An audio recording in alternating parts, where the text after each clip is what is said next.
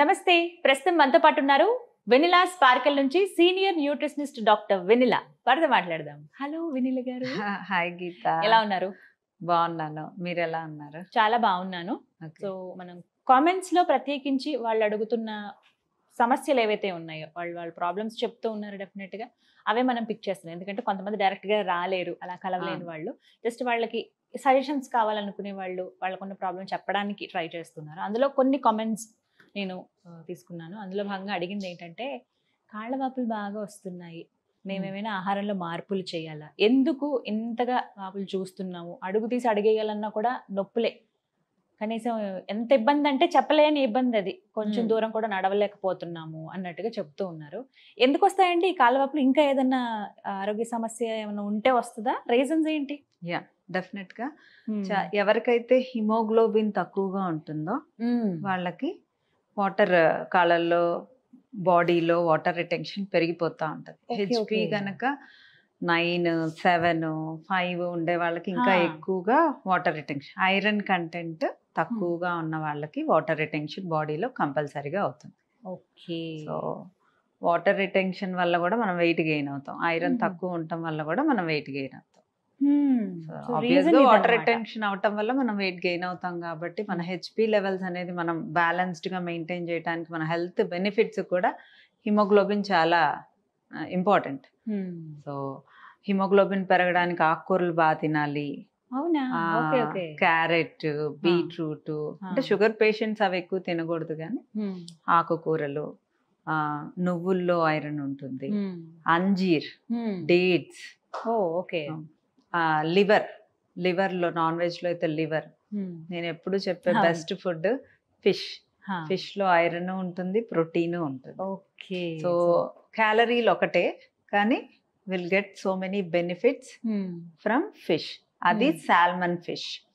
Salmon fish లో RBC ఎక్కువ ఉంటుంది, రెడ్ బ్లడ్ సెల్స్ ఎక్కువ ఉంటాయి కాబట్టి సాల్మన్ ఫిష్ రెగ్యులర్ గా తిన్న వాళ్ళకి హిమోగ్లోబిన్ పర్సెంటేజ్ తొందరగా పెరుగుతుంది. సో ఈ ఫుడ్స్ అన్ని తీసుకుంటూ ఎక్కువ వాటర్ రిటెన్షన్ ఉన్న వాళ్ళు మరీ ఎక్కువగా వాక్ చేయకుండా కాళ్ళల్లో కొంచెం దిండు కింద కాళ్ళు కొంచెం అప్పర్ పోజ్ లో పెట్టుకొని పడుకోవటం వల్ల కూడా ఆ వాటర్ మరీ కాళ్ళల్లో రాకుండా ఉంటే కొంచెం హెల్ప్ఫుల్ అవుతాయి. చాలా మంది ఏంటంటే మెడిసిన్ దాకా వెళ్ళిపోతారు, ఏ టాబ్లెట్లు వేసుకుంటే తగ్గుతాయి ఇలాగా అడుగుతున్నారు. మెడిసినే చెప్పండి అనే దాకా వచ్చిన పరిస్థితి. బట్ మెడిసిన్ తో కాకుండా ఫుడ్ తో కూడా తగ్గించుకోవచ్చు అంటున్నారు. ఫుడ్ తో అంటే మరీ లో ఐరన్ ఉంటే మాత్రం ఐరన్ తీసుకోవాలి, టాబ్లెట్స్ అన్నా లేకపోతే ఐవి ఇంజెక్షన్స్ అన్నా తీసుకోవాలి.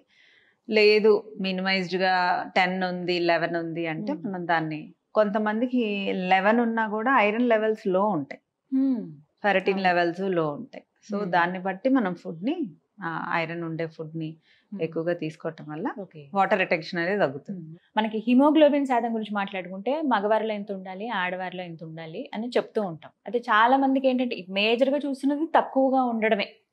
సో దానివల్ల వచ్చే ప్రాబ్లం ఈ కాళ్ళవాపులు అంటారు. సో హిమోగ్లోబిన్ రిచ్ ఫుడ్స్ అనేవి మనం తీసుకోవాలని అంటున్నారు. సో డైలీ వాళ్ళు ఏమైనా మార్పులు చేసుకోవాలా ఆహారంలో అని అంటే, ఇప్పుడు ఆకుకూరలు తినరండి, ఆకుకూరలు అసలు తినలేరు, వాళ్ళకి అలవాట్లేదు, తింటే పడదు, వామిటింగ్స్ అవుతాయి, అలాంటి వాళ్ళకి వేరే సొల్యూషన్ ఏముందా? అదే